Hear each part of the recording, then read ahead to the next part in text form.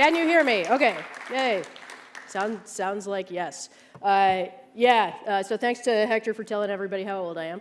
That was actually really fun. The person who I managed to do that to was someone who I really actually didn't wind up getting along very well with, so it was kind of satisfying to be like, you're old.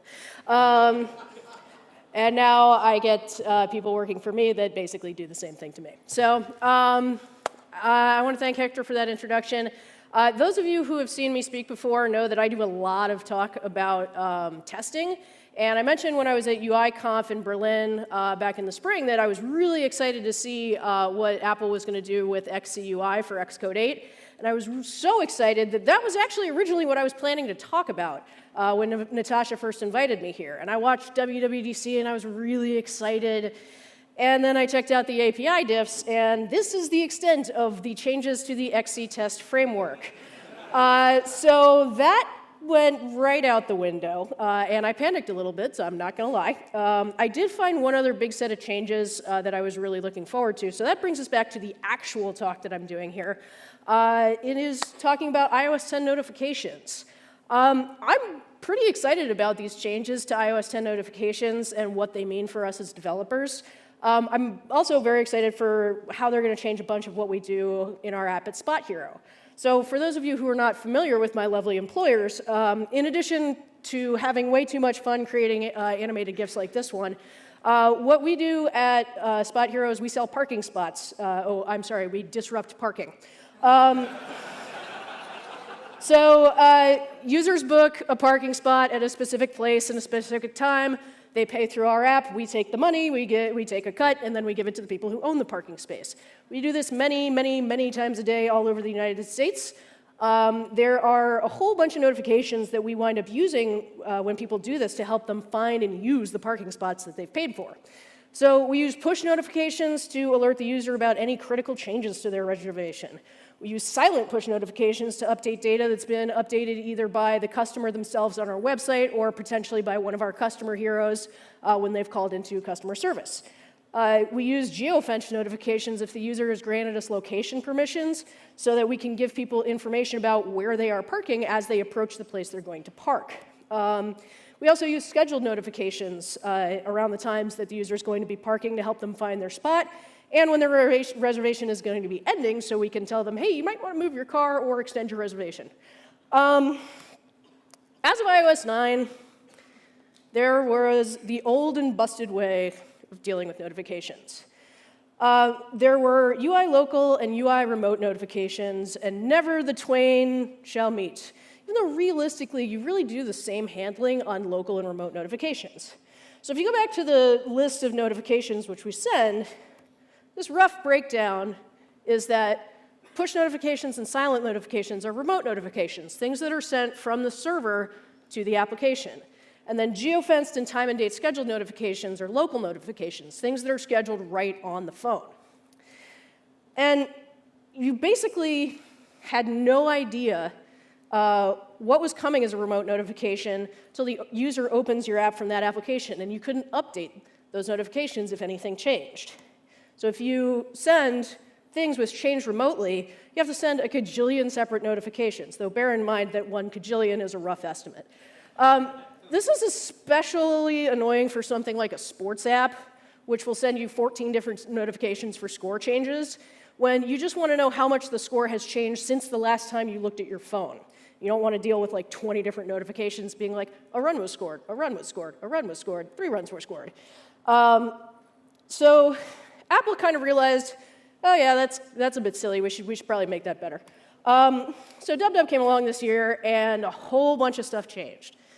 So the biggest change was that Apple moved a whole bunch of stuff from the application delegate into 2 new frameworks, user notifications and user notifications UI. So this makes it now possible to have a unified API across iOS, watchOS, and tvOS. And Christina Tai is going to talk a little bit more tomorrow about how this affects watchOS, but I'm going to try to give you an overview of what's going on the iOS side. Ye awesome new way of dealing with notifications starts with the fact that a notification is a notification is a notification.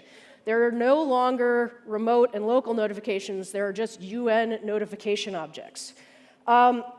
Notification extensions have also been introduced that allow you to grab additional content like images and videos from remote notifications. Remember that remote notifications have a fairly limited payload, so you can't really send that much data with it.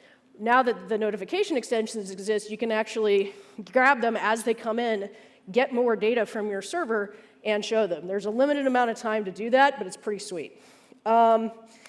And remote notifications can actually have unique identifiers and be updated rather than having to send separate notifications. That's actually something where you do have to set up those identifiers properly with your server, but it makes it way easier to either cancel the things that before they're displayed if they've changed to the extent that they're no longer relevant, or you can take something that's already been displayed and update it, so that you now have, instead of, like I said, the 14 different notifications about baseball scores, just one notification that says, hey, since the last time you looked at your phone, this is how the score has changed. There's also a lot of other sort of helpful things that are more about sort of making life easier for developers rather than improving the UX and UI of notifications. If you have ever, notifications while the app is in the foreground can now be shown using system UI. If you've ever had to build a custom UI for showing notifications while the app is open, you are going to be rejoicing right now. Because doing that is such a pain in the ass and totally unnecessary for most applications. A nice side effect of Apple combining the UI local and UI remote notification is that there's now only one delegate method to handle a notification being tapped. It doesn't really, the distinction between, oh, this is a local notification that was tapped and this is a remote notification that was tapped, that distinction is basically meaningless anyway, so they decided to get rid of it. One other nice thing about this whole change is decoupling notifications from UI application delegate, which will hopefully encourage developers to move all their notification handling into something that's a little bit more encapsulated than a 5,000-line app delegate. Well, there's a couple that are still there, but I'll get back to that in a second. There are a few changes that are kind of annoying. The first is I really hope you like extensions, because, yo, Doug, I got you an extension to put in your extension, which has extensions. There's a decent amount that you can do without adding extensions, but to get the most out of this, you have to add not one, but two different extensions. One to deal with the background fetching and one to do with updating your custom UI. I'm still a little bit get off my lawn about how the whole extension system is set up, but I am in the camp that has well lost that battle, so hopefully you like extensions more than I do. There are a couple of bits that are still in the app delegate. This is one thing that didn't change. Stuff around the success or failure of registering for push notifications with the Apple Push Notification Service and handling background push notifications still lives in the app delegate. So this makes a little bit of sense in terms of Apple wanting a unified API across all OSs for the user notifications framework. Those things that stayed in the app delegate are the things that are really only relevant to iOS. It is kind of annoying, though, to try and figure out, OK, wait a minute. I'm trying to deal with notifications, so I have to go here and here and here and here and here and deal with all this different stuff, and it's kind of obnoxious. Decent number of these new methods don't call back on the main thread by default. It's understandable because there is a fair amount of stuff that you can be doing that doesn't actually need to involve the main thread, but it's really kind of annoying when you're trying to work with this stuff that you're constantly having to like verify, oh, do I need to wrap this in a dispatch to the main queue? It's, like I said, annoying, not a deal breaker. Simultaneous support of the old and busted and the new hotness is real obnoxious. Now, since this is a Swift conference, and we are right near the old Ed Sullivan Theater, home of David Letterman for many, many years, I decided I wanted to call this section Stupid Swift Tricks. However, these actually turned out reasonably well, so I'm calling them Sweet Swift Tricks instead. And you are going to be shocked to hear that this involves a whole bunch of protocol-oriented programming. It basically makes supporting multiple operating systems a little bit less hideous. So how do we do this? You start by declaring a protocol. And you can basically say, OK, here are all of the various things that I want my things that deal with notifications to handle. And one of the things that you can do is you can create an extension that implements default methods so that your protocol that's more specific to one operating system or another only has to handle the things that are actually different. So there are things like successfully registered for notifications, failed to register for notifications. Those things really haven't changed across operating systems. So you can use the default protocol implementation to figure out, OK, here's where I send the token to my server, or here's where I tell the user, hey, you're using a simulator, you can't have push notifications. I don't have a ton of time, so I'm going to focus on how I've made 2 of these work. And these are around showing notifications permissions or not, and sort of how you figure out whether the user has already been asked whether they have notification permissions. So once you show that, like, hey, would you like to let us send you push notifications prompt? If the user says no, you cannot show that to them again. It is one and done, you're burnt. So there's a UX pattern where you sort of prime the user to say yes before you actually show that system prompt. And if the user doesn't say yes to the prime, then you never show the view that actually fires the system level thing so that you can have more than one chance to ask the user about push notifications. So in iOS 10, this is reasonably easy. And there will be full code that I link to at the end. But basically, what you're doing here is using the new notification API to get the authorization status. There are 3 authorization statuses: denied, authorized, and not determined. Not determined means nobody's asked. And that makes it really, really, really easy to do. And you can pass in a completion handler, and as soon as you know which one of those statuses you're using, you can just fire off that completion handler. iOS 9, this is a little bit more of a pain in the ass. You request notifications with permissions granted. You set up a bunch of settings, and then you say register user notification settings. Then you have to track manually that it's been asked, because there's really not a good way to actually tell that without tracking it yourself. I have tried. It really doesn't work. And what's really obnoxious about that is you actually have to store your permissions block and then kick off a process that calls back to the app delegate because it's still in iOS 9. And then when that calls back to the app delegate can then call back to your object and say, oh, OK, hey, we got permissions. Here are the settings. And then it can tell you, OK, were there any actual settings that needed to happen there? So then you can actually go into your app delegate to have it determine at runtime which of your things that conform to the protocol that you've set up. In this case, it's called version-specific notification handler.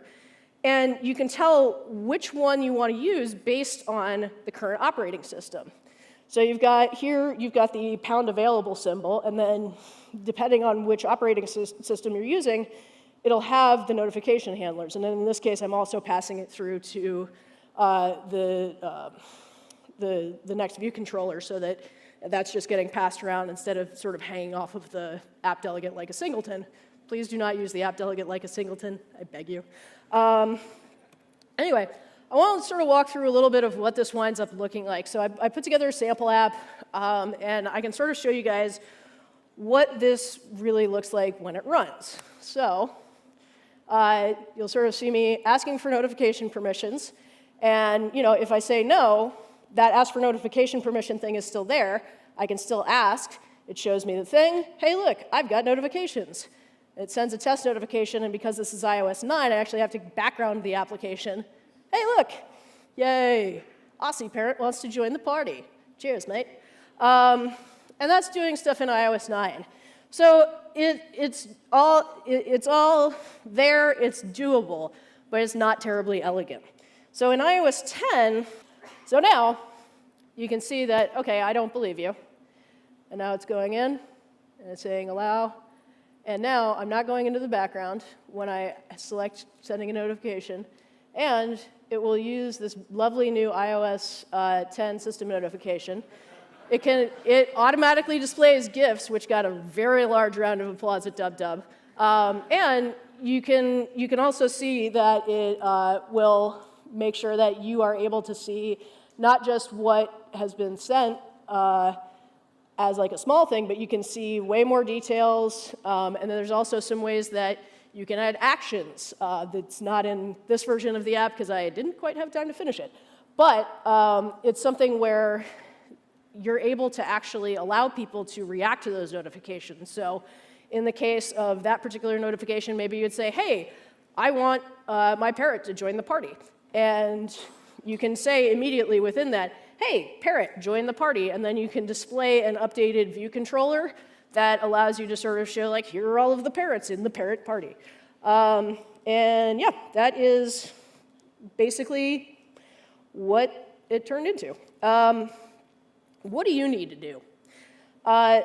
Using the UN notifications framework is basically required if you use notifications, whether local or remote. The app delegate methods from iOS 9 and below have been deprecated. They are going to be removed in a future version of iOS. For now, things are going to continue to work with the app delegate, but this just gets you so much more power and more information that you can get your users that it's really not worth putting off the transition. Create a notification extension. Notification extension is going to allow you to download more data and give your user way more context than you possibly could in old push notifications. Creating a notification UI extension. Again, take that context that you now have and use your own UI. You know, for the marketing folk among you, you can reinforce your brand. For those of you who are less marketing oriented, you can make sure that you're getting people all of the information that they need as quickly as possible. And finally, you're really going to want to start irritating your product team to drop support for iOS 9, especially for apps that, like ours, basically sell things. This is a really, really, really helpful way to get people the information that they need really, really quickly. And there's other things that you can do that will encourage people to continue to come back, continue to use your application, continue to give your company money so that your company continues to give you money.